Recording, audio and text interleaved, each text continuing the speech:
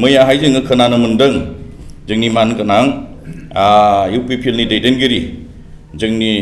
बिदा गिदिर लहा बिथाङा होनदों जे मन्दिरनि नामावहाय मन्दिरखौहाय लानानैहाय प्रलोभन होनानैहाय जे जिनिसा जयनिं खालामहोदों होननानै खिन्थु बियो एखेबारे नंखाय मानो होनना बुङोब्ला आङो एक्चुअलि बै समावहाय दुर्गा फुजा जोंनि मोनफ्रोमबो जानो गोनां कमिटिफोरजों आं लोगो लाबाय थादोंमोन बे समावहाय मिथिनानै बिथांमोनाबो गुगोलकाटा 1 नम्बरनि हरिनगर मन्दिर बहाय गंसे दङ बहाय बिथांमोना जायगा थिग खालामनानै आंखौहाय लेंहरदों दा बिथांमोना फार्स्ट टाइमाव लेंहरनायाव केन्सेल जादों सेकेन्ड टाइम लेंहरनायावहाय आङो नुजाहैनो हादों आरो बे समावहाय बिसोरो होनदों जे बे मन्दिरा गोबाव समनिफ्राय आनकमप्लिट जानानै दं बेनिखायनो बे मन्दिरखौहाय एसे सहाय होबा हामगौ होननानै थिग बेबायदिनो आंबो बिथांमोननो खोथा होदों जे जिनिसा जोंहा दा सरकाराव गैया बेनिखायनो आंनिफ्राय हानायखिनिखौ अनसुंथाइ होगोन दा बेबायदिनो आङो बिसोरखौहाय हानायखिनि अनसुंथाइ हरदों नाथाय बिसिनि बे मन्दिरखौहाय जेब्ला पावाराव फैयो अब्ला कमप्लिट खालामनानै होगोन होननानै बे खोथाखौ बुंदों खिन्थु जे थगायनानै लाजि सिं सिं जयनिं बिसोरखौहाय खालामदों होननाया बियो लाजिथाव बाथ्रा लाजिनांगौआ जों नङा लाजिनांगौआ नोंथांमोनासो मानो होनना बुङोबा नोंथांमोना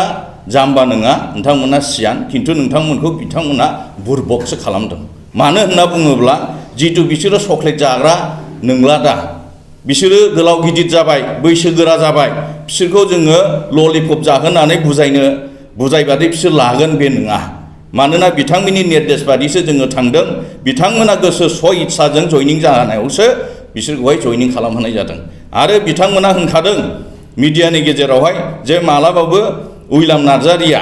बेवहाय पलिटिकेलि बाथ्रा बुङाखै मानोना मन्दिरनि नामावसो बिथांमोना लेंहरदों मन्दिरनि नामैसो आं बाथ्राखौ बुंबोदों दा बेनिखायनो आं बेखौसो बुंहरनो नागिरदों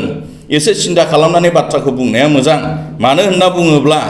बे साब्रैया जितु बिपिएफनि जानो हायाब्ला नोंथांमोननिबो बिसोरो साब्रैया जानाय नङा मानो होनना बुङोब्ला बिथांमोना हयथ' मन्दिरखौ लानानैसो बिसोरो बिजनेस खालामदों जानो हागौ दा बेनिखायनो आं खावलायो जे बाथ्राखौहाय एसे सिन्था खालाम आंनिबो नाम्बार दं सोंहर फंबाय बियो बेबादि माबादि जाखो माब्रै जाखो अब्ला नों क्लियार बुंहरगोन दा जिनिसा लाजिनांगौ बाथ्राया बिसो दा लाजिनाङा नोंथांमोना मानो होनना बुङोबा दाखालि 18 थारिखआवहाय जे जोंहा 4,000 जे जयनिं जानानै थांबाय बे 4,000खौ जितु जोङो साथामखुरि लाब्लाबो बहाय नोंहा 12,000 फैना दंखायो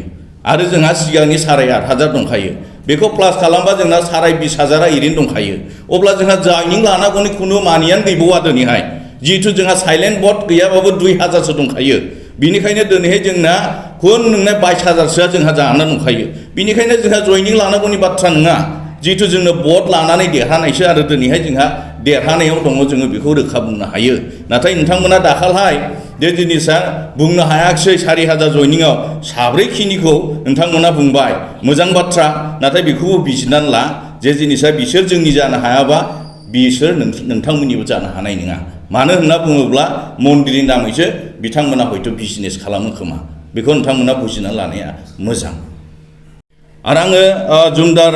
ओनसोलनि बा समस्तिनि साफ्रोमबो जनगोष्ठीनि सिगां मोनसे बुंहरनो नागिरदों मेसेज होनो नागिरदों उइलामा जेखिनि बाथ्राखौ होयो बेखौहाय दिनैसिम मावालाबा थायाखै खम बेसि जानो हागौ मावनायनि खेत्रआव नाथाय लांसु फांसु सिगांनि बादि आं सासे बिजाथि नङा आङो गोख्रों सासे बिजाथि हिसाबै ओंखारबोदों बिनिखायनो जायखि केन्डिडेट जाया मानो अपोजिशननिफ्राय जोंहा बेवहाय सिन्था खालामनांगौ गैया आरो आं साफ्रोमबो रायजो राजाफोरनि सायाव आङो बेखौनो मेसेज हरनो नागिरो रावखौबो गिनांगौ गैया रावनिबो प्रल'भनाव थांनांगौ गैया नाथाय बेखौसो बिजित जे हरसाखै जिनिसा उइलामा खामानि मावग्रा नंमारगौना नंमारा नोंथांमोना खेबसे होनानै नाय